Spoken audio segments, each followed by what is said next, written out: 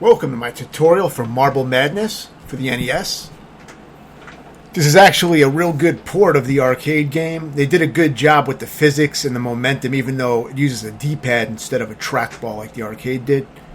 The Genesis port was pretty bad, a lot worse control and physics, and the music is really bad. So yeah, in this game, your only goal is to roll to the end of each stage as quickly as possible, and there's only one button to worry about, and that is A to accelerate. So you can use that if you need a burst of speed, but it's dangerous to use all the time unless you're really familiar with the game. So aside from that, you're going to have to get used to controlling the marble in the strange isometric perspective. It's a little strange to get used to, even after 2 hours and 15 minutes with the game, which is how long it took me to beat the game. I still wasn't real comfortable with the controls. I would still drive off the edges a lot. So you don't have to get it down perfectly just to beat the game. But the one stage that you really want to get down well is the final stage. The final stage is really the main challenge of the game. The semi-final stage is a little tricky too, because you don't want to mess up too bad, otherwise you don't have a lot of time to complete the final stage, because your time carries over from each stage. So you'll see that I do take some shortcuts, like I'll drop down a little bit to save a little bit of time, but it is dangerous sometimes, and sometimes I fall off. I fall off here. See, I usually always fall off that slope. But that one is not too bad to fall from, because you start right at the bottom, so you don't lose too much time for falling from there. There's no lives in this game. It's just when you do get eaten by acid, or if you get destroyed, you'll have to wait for yourself to respawn, and that'll cost you a few seconds on the timer, so you really don't want to die a lot. You can take this upper path and go with the motion of those waves if you want. But whenever I do it, I usually end up falling more times than I do being successful. So I like to take the bottom path. Just make sure that when you're in the bottom of that bottom path, accelerate to get up the ramp. Make sure you hit the accelerate button to get up that ramp. So hold that down, and that'll give you enough speed and momentum to get up those ramps. The game is really based a lot about the physics and the momentum. So you got to get a feel for the way the ball's moving down ramps and things like that. Like when you go down that first ramp, you're going to be sloping off to the right so you don't fall in that hole. I like to take this upper path and curve around this way, because the bottom path is really hard to get through. I mean, it's a faster path, but you have to make some jumps. You have to dodge shit. It's a lot more dangerous. I wouldn't recommend it. Here, this part's a little bit confusing because there's things that are obscuring your view, but you'll realize eventually that you just have to pass through them. Actually, that's not the part that's really confusing. But yeah, see those things with those hammers coming up?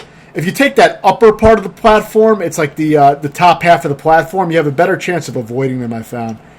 But you can also try to just time it so that you go as they're starting to go back in the ground, you can be moving in the direction and just try to move, inch your way through those. It is a pain in the ass. That's one of the more annoying parts. Here you can get a bunch of seconds added to the clock by running these things over and crushing them. You get 3 seconds for every one you kill, so you may want to kill a few of those. For this part, you need some speed to get up the first ramp here. It's a little bit awkward. These little slopes, they take some speed to get over. And if you go too fast, you'll go off the edge, so you got to kind of get used to it. Occasionally, you're going to see a magic wand like that on top of the ball, and that's going to give you 10 seconds to your timer. I don't know how you trigger it, but if you get lucky, you'll get a few of them in one of your runs, and it'll add, some nice seconds to your overall clock. This semi-final stage can be tricky because of the birds, so you got to wait till those birds are, you want to wait till you see a little bit of a clearance and then try to zap through with the accelerate button and get through there. This is the hardest stage. I recommend practicing this stage heavily with save and load states on an emulator. So for this part, you want to approach from the back and go up like that. I find that easier. Watch out that the platforms are a little more slippery with that blue. I think it's ice, but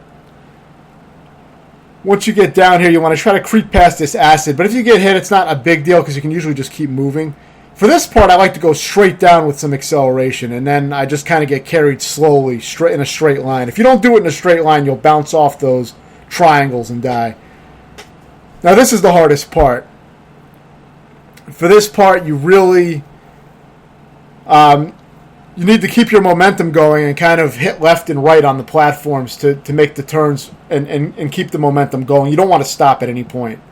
So it's tricky because it's very easy to fall off the platforms, as you saw me do at the top. If you get to that middle platform, you get kind of a checkpoint and you'll respawn there. But on the first platform, it's a pain in the ass because you got to make a bunch of turns, and if you miss one of them, it sends you back, and then you have to wait for the platforms to appear below you before you can move. So it's a big pain in the ass. It's not too easy to explain in a tutorial. But what I did was I used save and load states, and I just practiced the final stage probably for at least an hour. That's where most of my time went.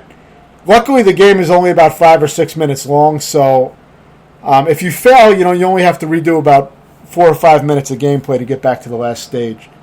So it's not too bad in that regard, but there are no lives or continues, so you just have whatever time is on the clock. So yeah, practice that final stage heavily. I would recommend with save and load states. What I did, I made a save state on the final half of the last stage where the platforms appear, and I just practiced that for probably at least an hour. And I didn't get it down real well, but I was able to beat it several times. And this tutorial, actually, I edited in my best runs on the last 2 stages. So those were consecutive without any breaks or any edits, but it was just the last 2 stages was just from one of my practice runs, and the rest of the game was from my actual run. But you can see my full unedited run if you want to see that, where I barely made it in the end. You can see that. It's on the channel as well, so check that out. And if you have any questions, let me know, and thanks for watching.